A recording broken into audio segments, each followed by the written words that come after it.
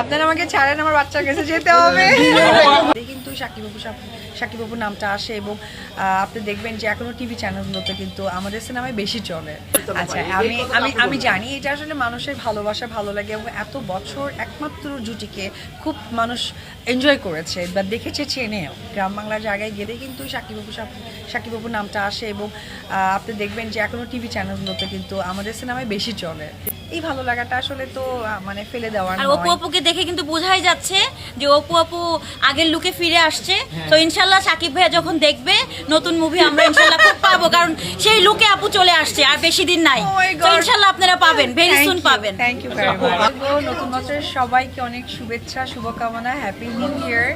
আর নতুন বছর সুন্দর কাটুক, সুন্দরভাবে কাটুক। এখানে ইলেকট্রিক মিডিয়ার ভাইয়েরা আছেন এবং আমার পাশে আছেন মরিয়ম আপু, উনি হচ্ছে ক্যাফেরিয়ার ওনার। আর এখন আমি আজকে আছি কুজিন হাবের। সো সব কিছু মিলে সুন্দর কাটুক, সুন্দরভাবে এই বছরটা আমরা যেন পরিচালনা করতে পারি, উপরওয়ালা যেন সেই তৌফিক দান করে, এটাই আমি চাই।